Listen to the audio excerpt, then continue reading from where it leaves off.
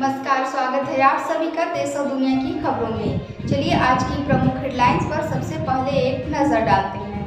अमित शाह कश्मीर दौरे पर पुंछ पीड़ितों से मिलेंगे। राहुल गांधी की पीएम मोदी को चिट्ठी, पुंछ पीड़ितों को राहत पैकेज की मांग।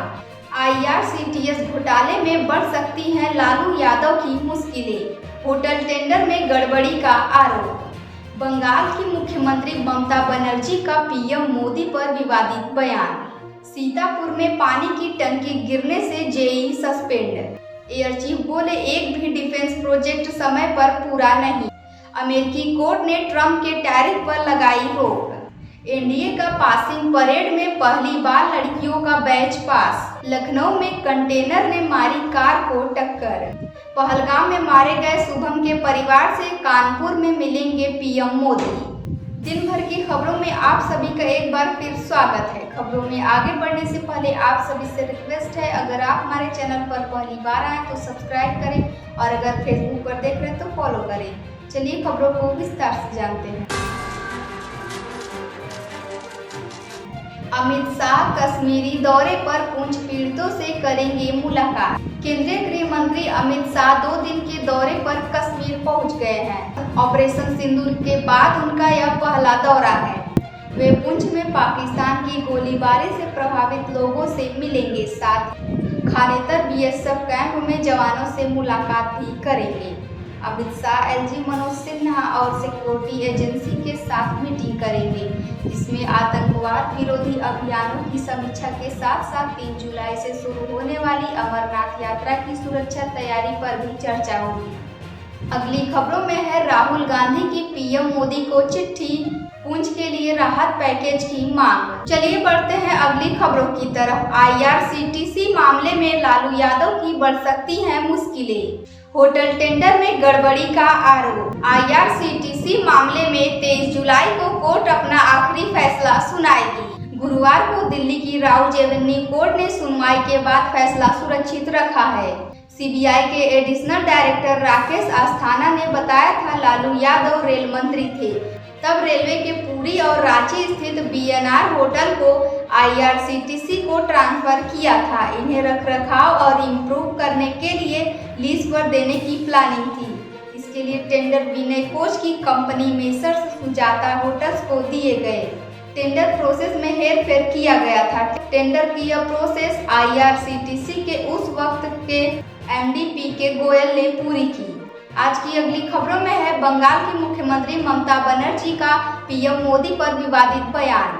पश्चिम बंगाल की मुख्यमंत्री ममता बनर्जी ने गुरुवार को कोलकाता में प्रधानमंत्री नरेंद्र मोदी पर विवादित टिप्पणी की, जिसमें उन्होंने कहा कि पीएम मोदी ऐसे बात कर रहे हैं जैसे वे हर महिला के पति हों।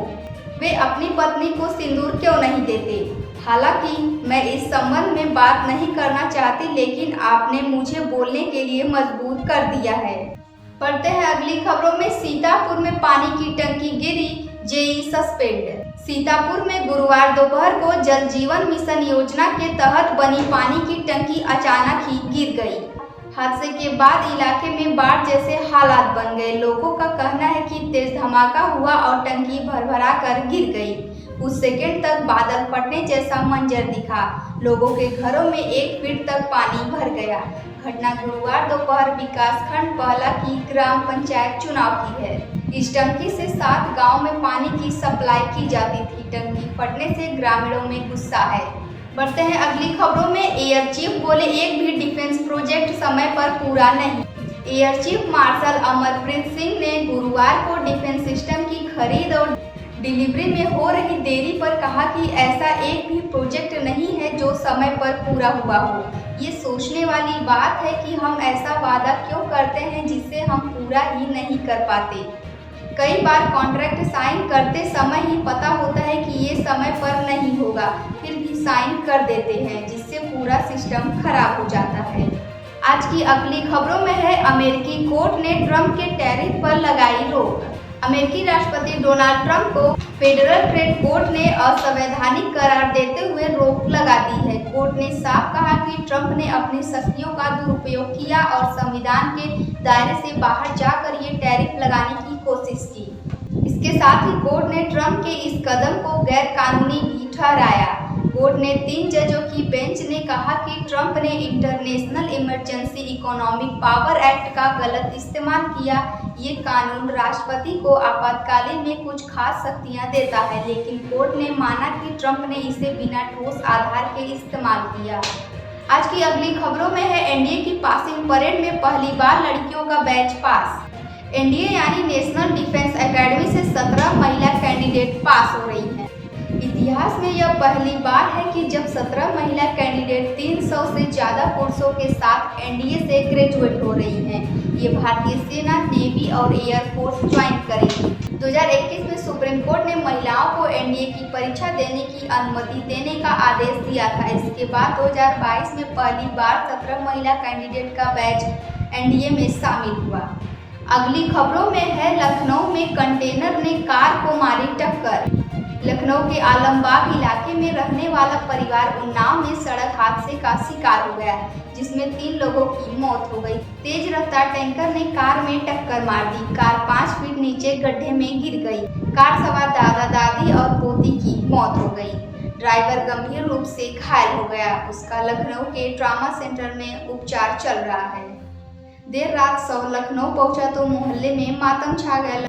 आज की अंतिम खबरों में पहलगाम हमले में मारे गए शुभम के परिवार से कानपुर में मिलेंगे पीएम मोदी। प्रधानमंत्री नरेंद्र मोदी आज कानपुर जाएंगे। 1.5 महीने के भीतर यह उनका दूसरा दौरा है।